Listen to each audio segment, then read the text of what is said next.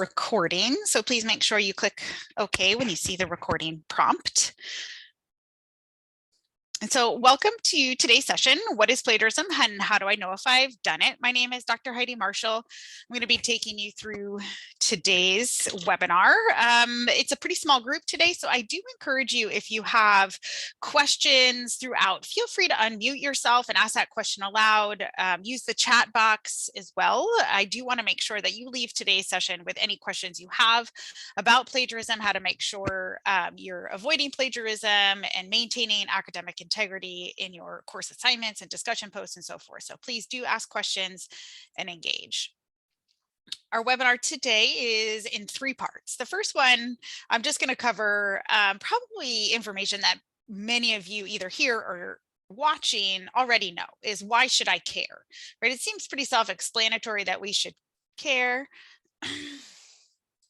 And Rebecca, I've just enabled the captioning for you there. So we're going to talk about why should I care? And then we're going to talk a little bit about understanding a bit more in depth what plagiarism even means, as well as what's included in the concept of plagiarism. And then we're going to talk about how to avoid it. So let's jump in and we'll talk about why should I care? When we talk about plagiarism and particularly academic integrity, these are constructs that exist within what we call the academic conversation. The academic conversation is the written and unwritten verbal conversation that happens between academics. So that includes you, scholar practitioners, you and your classmates, educators, your faculty, your academic staff, and really anyone who's engaged in higher education and research. Of course, academic integrity does branch beyond that. There are sort of a whole slew of copyright, intellectual property laws that exist in our country. They are not the same from country to country. And so also within this context, we're talking very much in the US-based higher education institution. What does plagiarism mean? What does academic integrity mean? So again, what we're talking about here is in the context of the academic conversation. And the really important thing to keep in mind is that you are now an academic simply by nature of being in a degree program. And that means you need to adhere to the written and even the unwritten sort of grayer area ethical rules that dictate this academic conversation. And so where does this conversation take place, and where are these rules put into place? Where are we expected to adhere to these rules? It includes talking with one another in person and within and across higher education institutions. And because so much of this conversation, particularly now in the midst of a global pandemic, is done via written text. Okay, so we are writing each other, yes, we still occasionally see each other in hallways, and we will once again get to that point where we can physically be in classes with one another if you're joining us in one of our on-ground campuses. But right now, so much of our dialogue takes place in written format. And so therefore, concepts of academic integrity, plagiarism do translate to that. You have to adhere to these rules in your discussion posts in a way that's a bit stricter than you might if you were trying to recount a reading in a dialogue that you're having in person. So that's the very base level of our academic conversation. From there, we do have the more formal electronic discussion boards and written forums. So places where we're being assessed on our knowledge acquisitions or being graded on it, as well as being graded on our dialogue with our peers. So part of your grade in your discussion post is how you are responding to your peers and how you are responding to those who respond to you. So it's all about that dialogue, and it is a back and forth. It's a bit more formal, right, than maybe just passing somebody in the hallway and having a conversation. And so, again, we are now placing, because it's a bit more formal and there is grades attached to it, it becomes all the more important to make sure you're understanding how to adhere to academic integrity guidelines. From their academic conversation also takes place at meetings or presentations at conferences, exchanging of written work. So this might be more formal, submitting something for publication, but also just submitting to your Canvas classroom.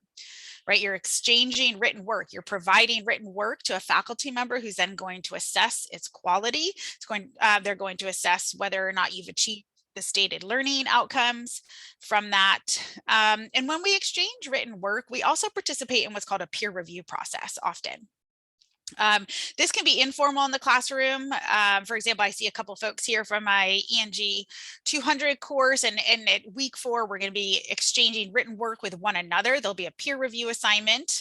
Many of you will experience that. And then also, if you do end up publishing, your written work will eventually be evaluated by your peers. So these are all the ways in which we engage in this academic conversation. And in all of these formats, we have to adhere to these academic integrity guidelines. And so remember that, if you're newer in your degree program, you're building the foundation on which you can join this conversation. It's not that we necessarily expect everybody to know all of this out of the gate, right? That is an unreasonable expectation. But the minute you do enter the gates of academia, the minute you do enter your degree program, it is your responsibility to be aware of these rules, both the written and the unwritten, the ethical guidelines that are dictating this academic conversation. And to remember that honesty and credit are the heart of the academic conversation. We have to give credit where credit is due. And to realize that, this academic conversation, it's a conversation of ideas that are generally born from original research, from developing theories, from observation, right? And those ideas, once an idea has been developed and somebody has put that idea into words, so put it down anywhere, that becomes, in this country, that becomes their intellectual property, and that is protected by the law. So that means that the words, what you're reading in articles, books, the internet, they're representations of ideas. And remember, those ideas are intellectual property. And so the words, by extension, are as well. So anytime you want to use somebody else's ideas, which is necessary for joining the academic conversation, in all of the courses that I teach and all of the courses that I've seen here at the Chicago School, you will be tasked with identifying articles, or perhaps you're provided a list of articles in your course. You have to read those. You have to be able to summarize them, to paraphrase content from those sources. And in all of that, you're using somebody else's ideas in order to engage in this academic conversation. And that's okay. However, you have to credit the ideas of other people, no matter where they came from and no matter how you are using them. If you're using them in an academic context, you must give credit where credit is due. And the failure to do that, that is what constitutes plagiarism. I personally like to use the broader term academic integrity violation versus plagiarism, because it can encompass a lot. A lot of folks think about plagiarism just as blatant copy and paste, but it involves a lot more than that. So let's talk a little bit about that. What does plagiarism involve? This is the Chicago School's word for word definition of plagiarism. It's quite extensive. Excuse me. I'm not necessarily going to read this word for word, but I do encourage you, if you have not yet, go to the student handbook, read the student rights and responsibilities section, because remember, as I mentioned, although you come into your degree program newer to all of these concepts, one of the expectations we have is that as you're developing as a student, as a professional, as a practitioner, that this is one of the things you need to know right out of the gate. Okay, so you can't say, it's not an adequate defense, just like with any part of our law in this country. You can't say, well, I didn't know, right? That's not an adequate defense to say that you didn't know. So you want to make sure you do know. So read the rules carefully, make sure you do understand what they say. Luckily for you, in this session, I'm going to walk you through much of that. Okay, so what counts as plagiarism? Directly quoting, summarizing, or paraphrasing without attribution, even if it's unintentional. Right. So if you read something and you're writing a discussion post or you're writing a course assignment and you write a phrase, right? Likely, we're always developing our own intellectual capacity, certainly in our own critical thoughts and our own ideas. But as an academic, you are tasked with providing evidence for where did your ideas come from? What contributed to the development of your ideas? So you have to be pulling in from other sources. And you have to give attribution. Sometimes we lose track of where we learned certain facts or pieces of information. In my own course, I have my students use what's called a literature review matrix because I think it helps to lessen that unintentional plagiarism, because you have in one place, you have all of your sources and all of the notes that you've taken about that on that source. So it's much easier to remember where you got your information that's contributing to your assignment. Also considered plagiarism and an academic integrity violation, though, is copying answers from an online repository, such as CourseHero. Okay, copying answers from an online quiz help site or study guide site, also considered plagiarism. Doesn't mean you can't use quiz help sites to study, but you cannot verbatim copy information from them.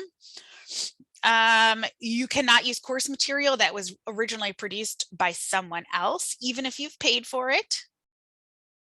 Okay, you cannot do that. You cannot hire a company that claims to write original papers for you. In both of those instances, you are submitting work under your name that was written by somebody else. So that's actually probably the most egregious plagiarism violation that we come across. It's really important you're not doing that. You cannot pirate assignments. You cannot resubmit an assignment from a previous course. That's called text recycling. Now, there are exceptions to this final bullet point here, resubmitting an assignment from a previous course. Sometimes we do have iterative assignments. If you're in a PhD program, you might be beginning to build out your methods section in a qualitative research or a quantitative research course that you then end up putting in your dissertation. So that's not what we're talking about here. That's more an iterative development of a research project.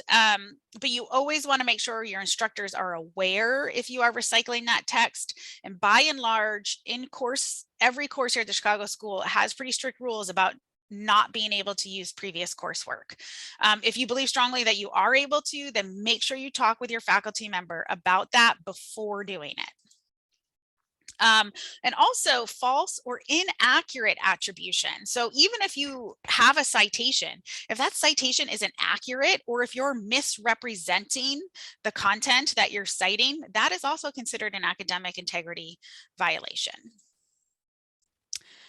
So how do we know when students do this, right? How do we know? And I will say, and you've probably heard that sometimes students do get away with it because it can be really difficult in certain situations to be able to detect it. But I will say, if you are somebody, and I'm assuming that you've joined today because this is absolutely not your intention, is to commit plagiarism, and you want to make sure you're avoiding that unintentional plagiarism ding.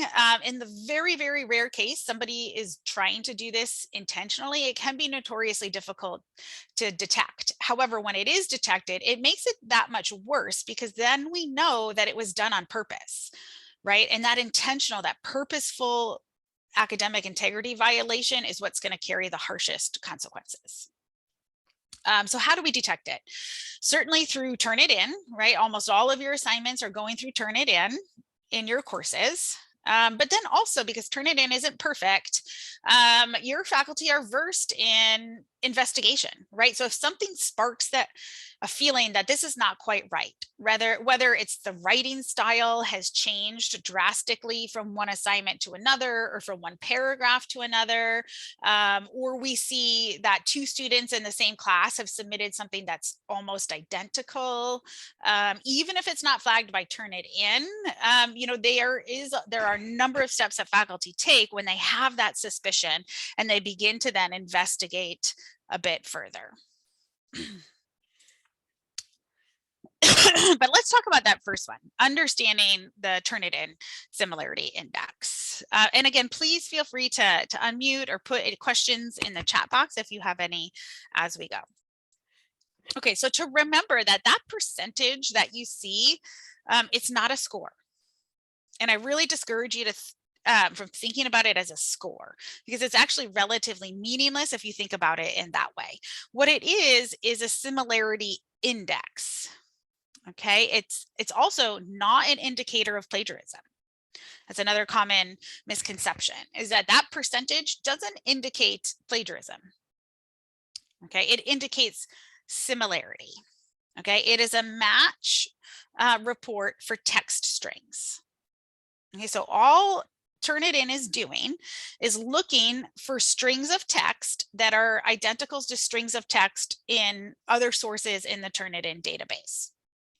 So it's typically set at 3 or more words. So if you have 3 or more words in a row that are exactly the same as 3 or more words in a row in any other source, then that is going to be identified and it's going to contribute to that similarity index. However, as I mentioned, that doesn't necessarily mean that there's plagiarism. Right, so it's just similarity. So it's really critical that regardless of what that percentage is, that both you and your faculty are diving into the report to figure out what is happening. And so I'm going to share with you some of the most common reasons why that percentage might be a little bit higher than you expected or a little bit lower than you expected. Okay, we'll talk about this a little bit. And we'll talk about blatant plagiarism first. So Rebecca says, I haven't seen TurnItIn anywhere. I submit my work right into the discussion post or assignment link. So Rebecca, it's sort of a seamless integration. So yes, when you submit your work into Canvas, you do it through Canvas, but then from there, TurnItIn is integrated into Canvas. So you will actually, as part of submitting it in Canvas, be submitting it to TurnItIn. And I can bring up a sample gradebook to show you where you can see what your TurnItIn index might be. You don't want to use a TurnItIn. So Carmen asked a link to TurnItIn. So you want to always use TurnItIn through the Chicago school. Don't go to TurnItIn directly, because again, it's integrated into your student account. So I'll show you that, and just after I go through this, I'll exit out of my PowerPoint and I'll bring us into a classroom so you can see it. Okay, so let's talk a little bit about like a blatant copy paste. Okay, so if you see here, what TurnItIn is going to show, if you haven't looked at your report yet, it's going to look something like this. You're going to see your original text. It gives you a PDF report, and you're going to see your text, and you see it'll highlight in different colors, as I mentioned, those strings of text. So in this case, notice how it's highlighted an entire sentence. Okay, and the different colors just mean that this is from different sources. So each source that it's similar to will have its own color scheme. And so if I see a report like this tells me, okay, this student has blatantly copied and pasted these sentences from a different source, because the entire sentence, including the citation, has been highlighted. Okay, and you can see here, so in this case, the score is 52%. And then it'll break down that 52%. So 12% number one submitted to the Chicago school. So this is telling me that this student has either recycled text from a previous assignment or has used another student's assignment. Okay, because it was number one. See how number one is red. Here's my number one. Okay, so this text is taken from something that was already submitted as a Chicago school assignment. Again, that might be the student who authored it, but remember, it's very rarely acceptable to use text, an assignment from one course in another.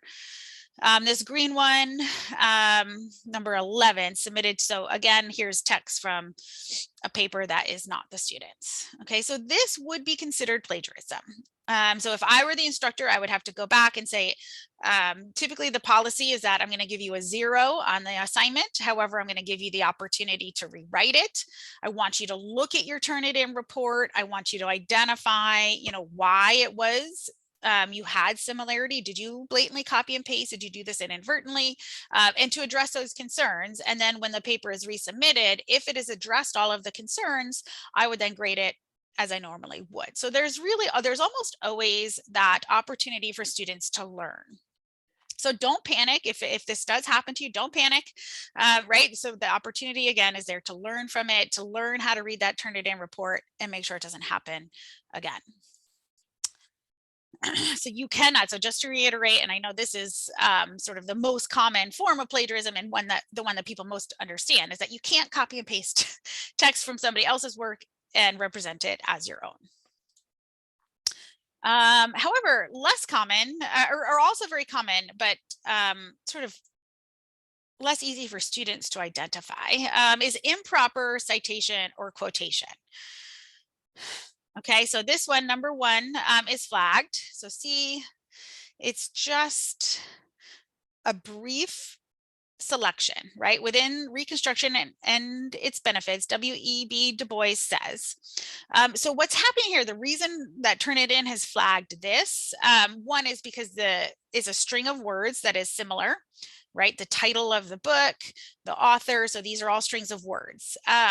Turnitin is not flagging this as plagiarism. As an instructor, I would have to determine that this is plagiarism because the citation is incorrect. This is not following APA style citation. So even though the author is credited here, we see that W.E.B. Du Bois is credited. He's here. The name is there. However, it's not a proper APA citation. So this is a less egregious example of an academic integrity violation, but it still is one considered an academic because it's improper citation. It's not done correctly. Okay, so you also need to make sure that you are not just putting the author in there, but you are citing it appropriately per APA style. Sometimes we see Turnitin similarity indices really high. So even under 27% is considered pretty high, simply because Turnitin is flagging common phrases. Okay, so the war on drugs, even post-traumatic stress disorder, mass incarceration in the United States, right? So these are just common phrases that probably appear in thousands of sources. Right. But this isn't plagiarism. This isn't blatant copying somebody's ideas. These are just common word strings. And if you notice, see how this 27%, it's just 1%. It's less than 1% here. So it's just like many little strings of text that are similar. So this is not plagiarism. However, what this is an indication that maybe you're relying a bit too heavily on cliche phrases, that perhaps you have some redundancy in your writing. And so you want to think about, is there another way that I could phrase this to get away from that really common language that is being flagged? You don't have to do that, right? It's just a recommendation, but just to keep in mind that if you see a percentage, it's always really good. And if your instructor, and I do encourage you to challenge instructors too, if you have an instructor that says, you have an index of 27%, I need you to redo this assignment, and you feel really strongly that there's no plagiarism, then go into that report, ask to have a conversation with your instructor so you can say, hey, look, Turnitin isn't actually flagging plagiarism. It's just flagging this string of common words. And again, we've mentioned this already, the text recycling is something you cannot do. And I do see this sometimes where I have a really high percentage and it's simply something that was already submitted to the Chicago school. And almost always it's something the student submitted in a previous class. So just remember that by and large, the default policy here at the Chicago school is that you cannot do that. You cannot recycle assignments from one course to the next. There are a few exceptions, but you have to make sure you have a conversation with your instructor and that you've asked permission to do that. Okay, so outside of Turnitin, because again, as you've just learned, Turnitin is not perfect, and it's actually not even catching plagiarism, because you really have to dive into that report to figure out if it's even plagiarism or not. What else? So if I do have some suspicion, what I might do is take an excerpt from a student's paper and simply put it into my Google search engine and just search, does this appear anywhere else? And Google actually sometimes is a little bit better about finding sources because it's going to find things that are not exact text strings, but things that are also very similar. So this is just an example of an instance of plagiarism, and it does happen. It happens among some of the best researchers, some of the best authors, some of the most prominent academics, right, do commit plagiarism, especially when it becomes higher and higher stakes, right, when their career is advancing and they're looking to be a leader in the field, to like get ahead, so to speak, right, that sometimes those ethical lines can get a little blurred. So this is just an example where somebody wrote a thesis, PhD thesis, and a good portion of their thesis was actually almost copied from a previously published book. And so I just want you to look over here on the right side of the screen. Let me just highlight it. So we're looking here. Okay, so this is the original source. And it says, in building each decision tree model based on a different random subset of the training data set, a random subset of the available variables is used to choose how best to partition the data set at each node. And now this is what was submitted in the dissertation.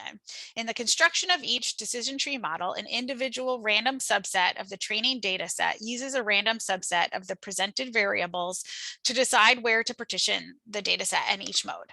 So it is the exact same thing. All this person did was change a few words.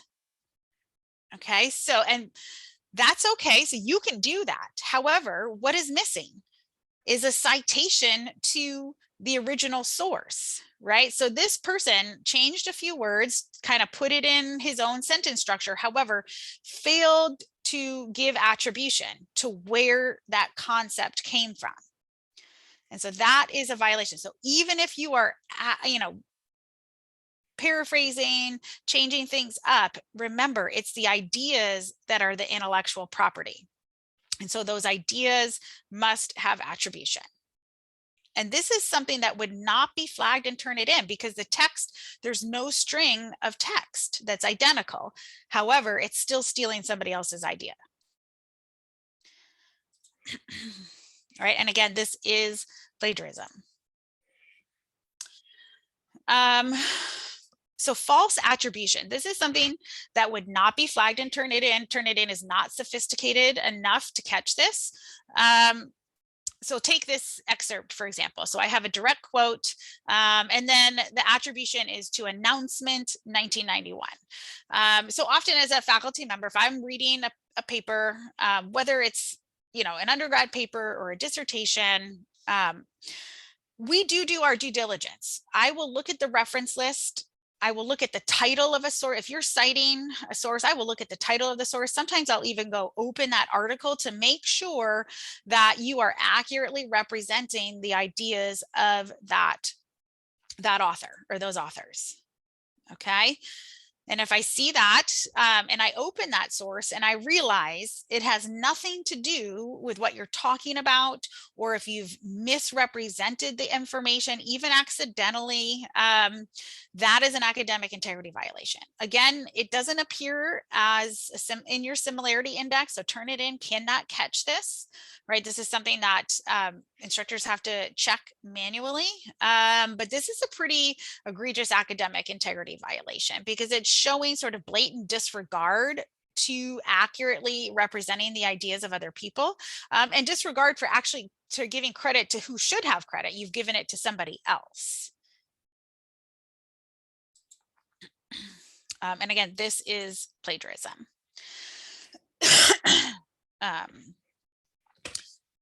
Another thing, and I really hope that no one on today or listening would even have this cross your mind, but it is absolutely an academic integrity violation to pay somebody to write a paper for you. And many of these services are going to advertise like that TurnItIn and other plagiarism checkers like SafeAssign. They won't be able to catch this, and they're correct because the paper actually generally is written originally. So they're not taking old papers. They are paying somebody to write a new paper. However, what you are then doing is taking that paper and putting your name on it, even though you didn't write it.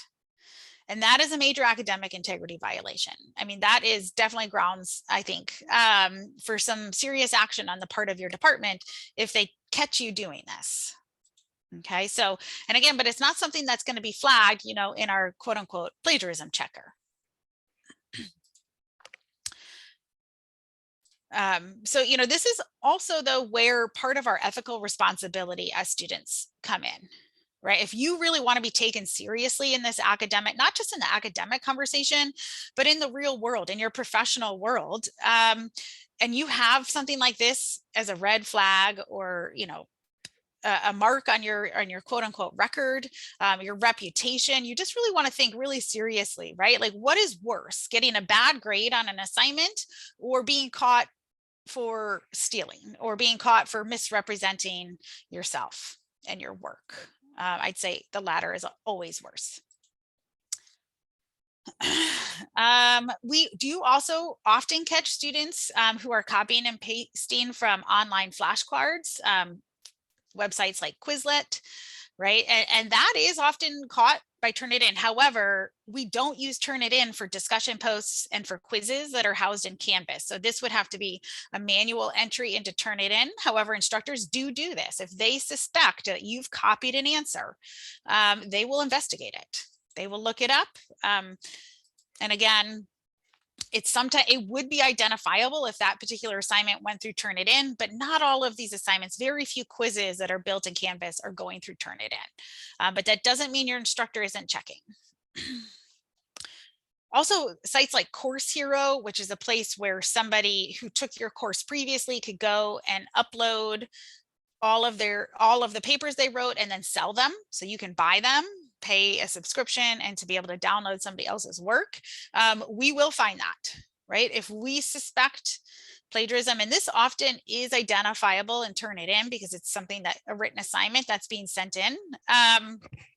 But you know, it will be identified, and both you and the person who posted the assignment will be contacted. So just make sure you're not doing this. Don't use sites like CourseHero. Again, it's always better to admit that you need additional help or time or an extension on an assignment than to resort to recycling or reusing somebody else's work. Okay, so how do we avoid plagiarism? Let's talk a little bit about that. Obviously, using APA style of citation. I am not going to today, I'm not going to go in depth into APA citation style. We do have webinars coming up on APA style. We have a number of resources available on our website on APA. So if you want an in-depth how to cite, make sure you come to our APA webinar and use our resources. Also, make sure you have the APA manual. But we have to use APA style here at the Chicago School. So there are three main ways that we incorporate the ideas of others into our writing. We can use a direct quote, right? So that's where you copy and paste the words, and it is okay to do that.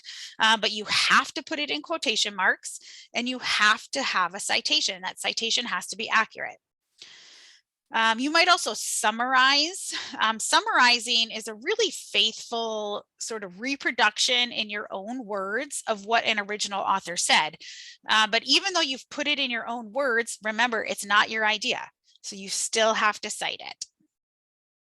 Paraphrasing, very similar to summary, but when we paraphrase, we're usually focused on one very specific idea. So summary, you're capturing sort of the bigger picture in a summary, but paraphrasing, you're honing in on one very specific concept. And again, you're putting it in your own words, but just because you've put it in your own words doesn't make it yours. So you still have to cite that information. According to APA, you're going to cite only works that you have read and ideas you've incorporated into your writing. So Rebecca asked, how do I cite large portion of text over 40 words? Yeah, so that would be a block quote, and formatting in a discussion post is hard. It is, yeah. So Rebecca, what I would say, and I've talked to some instructors about this, is when you have a block quote, if you're having difficulty formatting that in the discussion post, even if it's more than 40 words, put it in quotation marks. And you can even add a note at the end of your discussion saying like, I acknowledge that this is more than 40 words, but I can't format it. Yeah, Leah, so you want to come back to this slide, Leah? Yeah. So yeah, Rebecca, yeah, so just go ahead and put it in quotation marks, because that's still, you know, the discussion boards are tricky because the formatting is so hard. And really most instructors, as long as you're making a good faith effort, that as long as your citations are accurate, we're not going to be too worried about the actual formatting of it.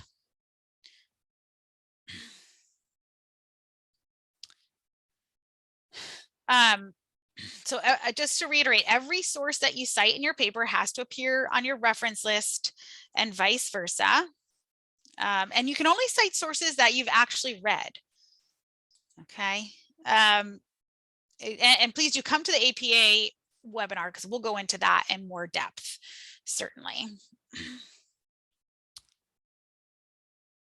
So rules on citing twice, Leah, we're actually going to jump right into that in just a minute. So give me a sec here. So regardless of how you convey the ideas of others, again, you have to cite them. Citation is the act of academic integrity. And each time, so here's the answer to your question. So each time you introduce a quote, summary, or paraphrase from a source in a paragraph, you have to cite it. So you want to think about each paragraph in your paper as its own unit, right? And each time you introduce information from a source in that unit, you have to cite it. Okay. And you need to, you can either use your narrative or you can recite. If you are summarizing an entire paragraph, then you need to make that obvious to the reader. That doesn't mean you have to necessarily cite every single sentence, but it has to be obvious by using your narrative that that's what you've done. So you can say things like the authors also mentioned, or in addition, the authors noted. So it can be, you don't necessarily have to have that full citation in every sentence, but you do have to make it clear in either in your narrative or with the use of a citation that you are using somebody else's ideas. And let's say you're going back and forth. So let's say your first sentence, you cite Marshall, and then in your second sentence, you cite Hamilton, and then in your third sentence, you want to go back to something that Marshall said, then you do have to recite that Marshall source. So each time you introduce a new source, you'll have to recite that original. Again, come to the APA webinar, or if you're not able to attend, we do have them previous webinars recorded and available on our website, so you can even watch it. And I go in depth into, I actually take up a paragraph example and we go in depth of like, where should the citations be in this paragraph example. Before we move, and I will bring you over to our website, and again, I will bring you into a course to show you where to access that Turnitin report. But let's talk a little bit about identifying a reliable source. Because in addition to the responsibility to accurately represent the ideas of others in your own writing and in your academic dialogue, you also need to make sure that the ideas you are representing are credible ideas, right? That you're not relying on anything that's overly biased or not credible. So again, it goes beyond the work you produce. So you are also responsible for being an informed consumer of information, incorporating into your conversation the sources that are credible and honest themselves. So how do we do that? And it is difficult, right? That seems like an enormous responsibility, right? Like, why is it my responsibility to make sure all these other researchers are honest and credible? But there's some ways you can do it. And you know, it's really, it's sort of like a checklist you want to run through in your head, or even have a piece of paper with it written down. So you want to make sure you're checking each source for accuracy, authority, objectivity, currency, and coverage. I'm going to go through each of these. Okay. So we'll start. Well, first, before we jump into those 5, just to reiterate, sources that are decidedly not credible. Okay. Quizlet, sites like Quizlet, Wikipedia. Now, it doesn't mean Wikipedia isn't a good place to start. However, you need to go find the scholarly sources that contributed to that Wikipedia article. You know, a blog post, sites like CourseHero, popular media publications, social media news. So these are not credible sources. None of this should making an appearance in your academic writing. So how do we know what is credible? So first, we're going to check for accuracy. Is the information error-free? And quickly, how can you check for this? The information is independently verifiable. In other words, if you're looking at a research article, is it consistent with what you expected? Is it consistent with what other people are saying about this particular topic or idea? Is the author citing credible sources? So I would say when you download a research article, one of the first things you should do is go to the reference list and make sure that the sources that they used look as though they are credible sources, right? Is the author describes appropriate methods, right? So if it is a research article, does the method of research seem credible? Does it make sense based on what it is based on what other people have been doing? Very closely related to accuracy is authority. And it's just sort of scrutinizing who wrote the article. Are they easily identifiable, right? Can you find their bio online? Do they have previous publications? If so, how often have they been cited?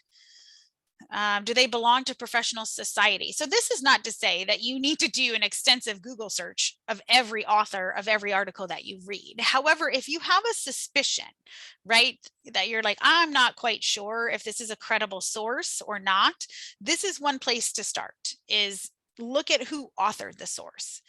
And if it was authored by somebody credible, then that increases the credibility of the source itself. Objectivity, right? So is the information bias free?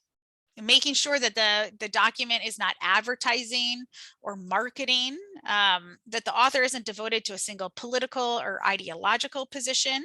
Doesn't mean they can't hold an opinion and that they can't hold a stance, but it can't, the source itself has to be objective, that it has to consider varying points of view.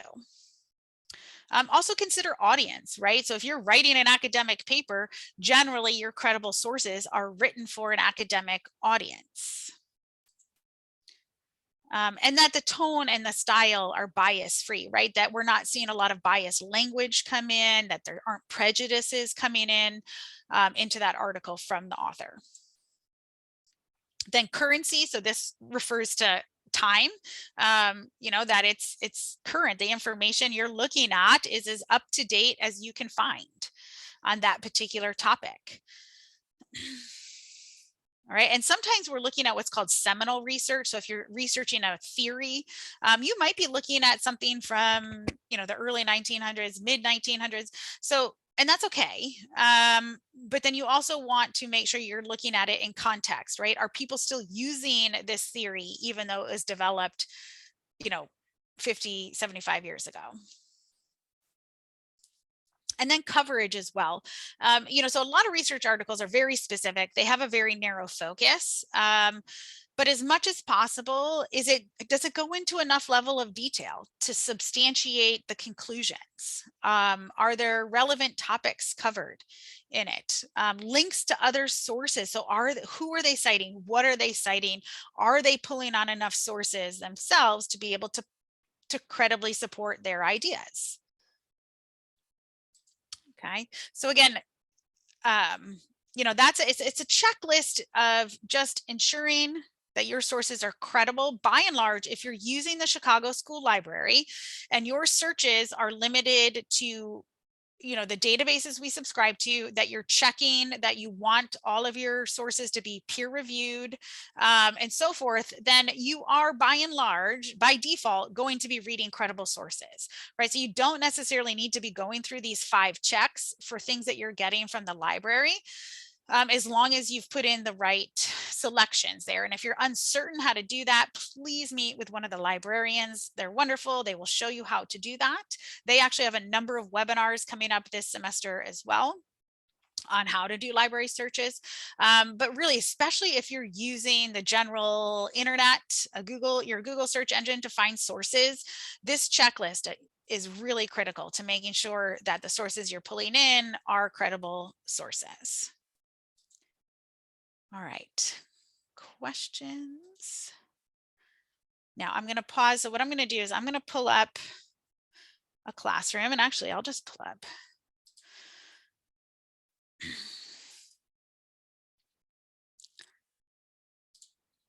my own. So while I'm doing this, feel free, if you have any questions I didn't answer, feel free to put them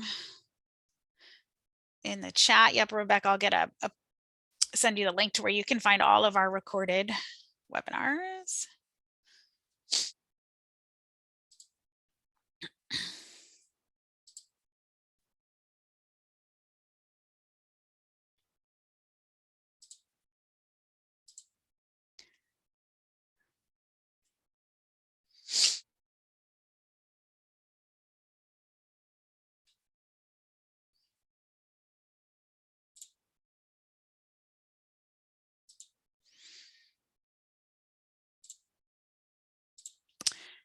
Okay, so I'm going to bring up a classroom quickly. So when you are in, so you should now be looking at a grade book.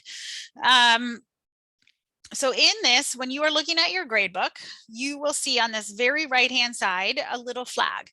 When it's green, so the color indicates the level of similarity that Turnitin identified. So remember, it's not a plagiarism score, it's what's called a similarity index. So if you click that green arrow, or whatever color it is, it's going to open Turnitin, and it's going to give you that report. So now you're looking at the report. If you click over on the right hand side, the menus by default are all collapsed over here, but if you click on it, it'll open and it'll show you, it says 3% was submitted to the Chicago school. And if you scroll through, it'll show you what is that 3%. Now there's, I'm guessing, yep. Yeah, so what this is, a part of this assignment was to put in the learning outcomes. And so it was flagged because obviously this is text that exists elsewhere. But the reason Turnitin flagged it, and Rebecca, this goes to your point about block quotes, is that this is formatted correctly as a block quote. It has a citation, right? So it's not plagiarism. However, Turnitin doesn't necessarily recognize block quotes. Okay, Turnitin can recognize text that is in quotation marks, and it won't mark that, but it will not necessarily understand that just because the text is indented, that it's a block quote. Okay, so that's one example of that. And I do recommend students steer away from using really long direct quotes, not just for this reason, but it's always best to try to put things in your own words. Here's one that's red. So if you see a red one, remember, don't panic. That doesn't mean that it has plagiarism. Okay, the important thing is let's open it up. And this says 100%. Now, the reason that this was flagged as 100% plagiarized is that this was actually a team assignment. And so that means all three of these students submitted the exact same assignment. And so Turnitin obviously flagged them all, right? Because they're all similar. And so, but that's not plagiarism, right? That was part of the assignment, was that all three people had to submit the same thing. So remember that in that index, it doesn't necessarily mean that there is plagiarism.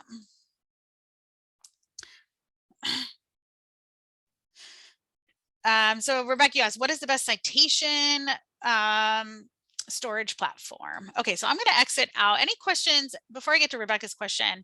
Any questions about Turnitin or where to see your similarity index? No. Okay, so Rebecca asked, my best recommendation for citation. I would say RefWorks, just because it is what the librarians here at the Chicago School endorse and are, I think, most equipped to support students with, would be RefWorks. However, any number of them are great. I think even the reference manager built right into Microsoft Word is a really powerful tool to use. Zotero, they can all be a little bit confusing and cumbersome. I will say it takes some commitment time-wise to learn the program, to learn how to use it effectively before you start seeing it save you time. So just know that you do have to learn. It's like it's learning a new application, and you can have a web-based one, you can have a desktop one, you can have them integrate right into Microsoft Word. So there is a bit of a learning curve if you've never used anything like that.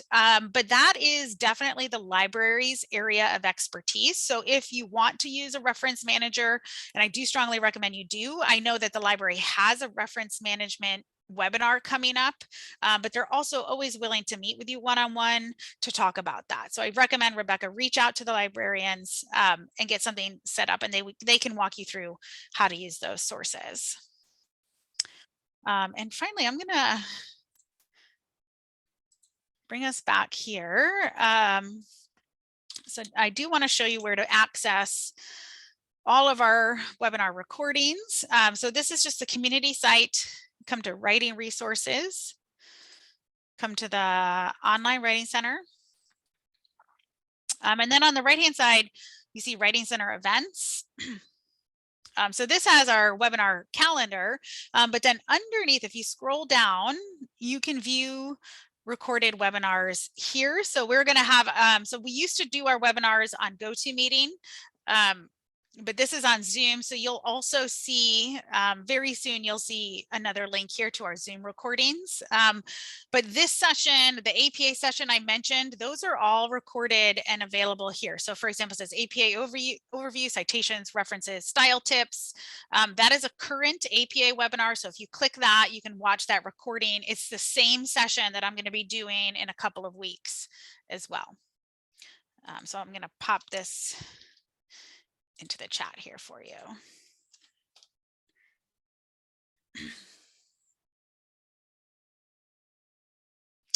So Hem says, is quoting okay? Using direct quotes, like that it is. There's nothing, you know, quote unquote, wrong or incorrect about using direct quotes. But I will say the best practice is to learn how to paraphrase, right? We always want to see students trying to put things into their own words. And part of that is that it shows that you have really thought critically about what you read, that you really understand it as well. So the best way to demonstrate understanding is to put something into your own words. Now, that's not to say that quoting again is wrong. Sometimes quotes are better because it can be really difficult to paraphrase something. Like, for example, if you're pulling statistics, paraphrasing a sentence of statistical facts can be difficult to paraphrase without messing up the meaning.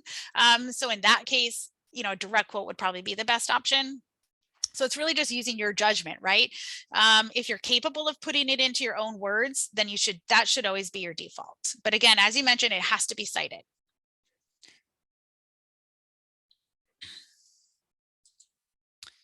All right, any other questions today?